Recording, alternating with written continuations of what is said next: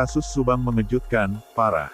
Yoris dan istrinya Yanti bungkam pelaku pembunuhan ibu dan anak ini. Namun sebelum kita lanjut, mohon luangkan jari Anda untuk menekan tombol like, komen, dan subscribe, agar kami lebih semangat menyajikan berita-berita terupdate untuk Anda, dan tonton video ini sampai habis, agar Anda tidak setengah-setengah dalam mencerna sebuah berita. Berikut perkembangan kasus Subang yang semakin memanas dan para saksi malah saling menyudutkan satu sama lain. 11 bulan lamanya penyidikan ini masih berlanjut sampai sekarang. Semakin hari semakin banyak titik terang untuk terungkapnya perkara kasus Subang ini.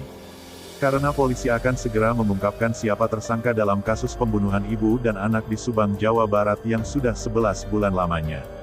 Dalam perkara kasus Subang, Jawa Barat ini, pihak dari Kepolisian Daerah Subang, Jawa Barat, mengatakan bahwa ini bukanlah motif pencurian dengan kekerasan karena barang milik kedua almarhumah masih utuh. Bahkan juga uang yang tergeletak sebesar 30 juta rupiah tidak diambil oleh pelaku pembunuhan ibu dan anak ini, dan hal inilah yang menimbulkan banyak sekali asumsi serta dugaan orang terdekat yang melakukan tindak kejahatan dalam perkara kasus Subang, Jawa Barat ini. Dari Kepolisian Daerah Subang, Jawa Barat menduga dalam perkara kasus Subang ini adanya keterlibatan orang dekat kedua almarhumah dalam lingkup keluarga, tetapi semua orang dekat di dalam perkara kasus Subang, Jawa Barat ini yang menjadi saksi sudah diperiksa secara maraton oleh pihak Kepolisian Daerah Subang, Jawa Barat. Tetapi pihak Kepolisian Subang, Jawa Barat tidak mendapatkan petunjuk apapun dari semua pernyataan atau kesaksian keluarga dekat kedua almarhumah. Bukan tidak mendapat petunjuk, tetapi Kepolisian Daerah Subang, Jawa Barat sudah mengantongi nama-nama yang diduga terkait dalam perkara kasus Subang ini. Ada beberapa orang dekat yang masih menjadi saksi terperiksa dalam perkara kasus Subang sampai saat ini. Dia adalah Yosep, Yoris, Ramdhanu, dan juga istri Yoris, Yanti. Dari nama-nama yang disebutkan, ada beberapa saksi kasus Subang yang meninggalkan jejak di lokasi tempat kejadian perkara. Dia adalah partner sepedaan dan juga saksi Ramdhanu yang tidak lain adalah keponakan dari almarhumah Tuti. Sedangkan Yoris dan juga istrinya Yanti tidak sama sekali ada jejaknya di lokasi tempat kejadian perkara. Suatu kejanggalan dalam perkara kasus Subang ini, mengapa orang yang paling dekat dengan kedua almarhumah ini tidak sama sekali meninggalkan jejaknya di lokasi tempat kejadian perkara. Bahkan dalam area mobil Alphard yang setiap harinya mengisi waktu liburannya, Yoris dan juga istrinya bersama-sama kedua almarhumah ini selalu menggunakan atau memakai kendaraan mobil Alphard tersebut yang ada di TKP perkara kasus Subang. Padahal saksi perkara kasus Subang yaitu Yoris yang selalu membawa mobil Alphard karena keluarga lainnya tidak bisa mengemudi. Lalu di sosial media milik Yoris mereka selalu memosting kebersamaannya dengan kedua almarhumah. Terakhir kali yang membawa mobil Alphard kemungkinan adalah Yoris, namun hal ini belum pernah diberitakan siapa terakhir memakai mobil Alphard tersebut atau mobil Alphard yang saat ini menjadi barang bukti otentik karena kedua almarhumah diletakkan di dalam bagasi mobil Alphard tersebut. Lalu mengapa pihak Kepolisian Daerah Subang, Jawa Barat ini selalu hanya memeriksa secara intensif terhadap Yosep dan juga saksi Ramdhanu? Hal ini karena mereka berdualah yang meninggalkan jejak di lokasi tempat kejadian perkara.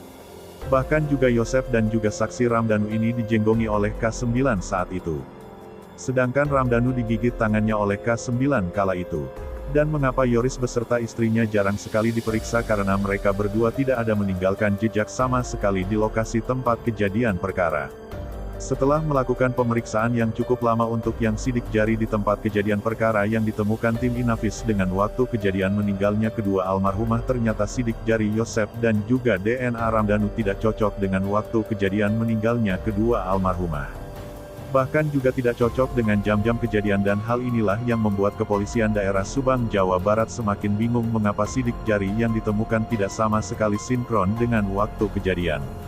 Padahal upaya yang dilakukan pihak Kepolisian Daerah Subang, Jawa Barat untuk menyinkronkan sidik jari yang ditemukan di lokasi tempat kejadian perkara pembunuhan ibu dan anak terbilang cukup sangat lama sekali prosesnya. Namun hasilnya nihil. Dan mengapa ada sidik jari Yosep yang pertama? Karena Yosep di pagi itu masuk ke rumah tempat kejadian perkara sampai bahkan 2 kali 3 kali. Lalu kemudian saksi Ramdhanu ini masuk bersama Banpol untuk menguras bak mandi di dalam rumah tempat kejadian perkara. Sedangkan Yoris dari hari pertama dia datang ke tempat kejadian perkara tidak sama sekali menyentuh apapun. Bahkan tidak mau masuk ke dalam rumah milik ibunya. Fakta ini nyata dari mulai pertama kali Yoris datang ke TKP perkara kasus Subang, dia tidak mau menyentuh apapun di lokasi rumah kejadian perkara sampai di tanggal 18 Agustus tahun 2021 pun Yoris hanya berdiri di depan rumah tempat kejadian perkara dan tidak berani menyentuh apapun. Apalagi untuk memasuki rumah tempat kejadian perkara kasus Subang, di pemakaman juga Yoris tetap tidak mau menyentuh jenazah ibu dan adiknya. Hal ini apakah Yoris ini kemungkinan takut jika nantinya ada jejaknya, pasti akan diselidiki oleh tim penyidik kepolisian daerah Subang, Jawa Barat. Padahal Yoris dan istrinya inilah yang sering mengisi waktu setiap harinya bersama kedua almarhumah perkara kasus Subang. Dari fakta ini harusnya Yoris dan juga istrinya ini merasa sangat-sangat kehilangan atas meninggalnya ibu dan adiknya dan juga harusnya berantusias untuk membantu pihak penyidik kepolisian daerah Subang, Jawa Barat untuk mencari petunjuk siapa tersangkanya dalam perkara kasus Subang ini. Bukannya malah menyudutkan atau menuding sana-sini karena faktanya yang kita ketahui bahwa pertama kali Yoris ini menyudutkan istri muda Yosep dan juga menyudutkan papanya sendiri yaitu Yosep dan juga semua pernyataannya serta ucapannya itu sangat membingungkan penyidikan perkara kasus Subang. Harusnya Yoris ini saat menyewa pengacara atau didampingi kuasa hukum, dia mencari bukti petunjuk siapa pelakunya. Jika Yoris mulai menyudutkan seseorang dia harus memiliki bukti agar pihak kepolisian tim penyidik perkara kasus Subang ini Polda Jawa Barat ini bisa menyelidikinya.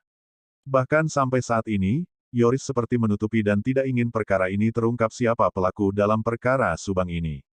Nah, gimana menurut kalian? Terima kasih telah menyimak video kami, nantikan video menarik lainnya hanya di channel UP Info.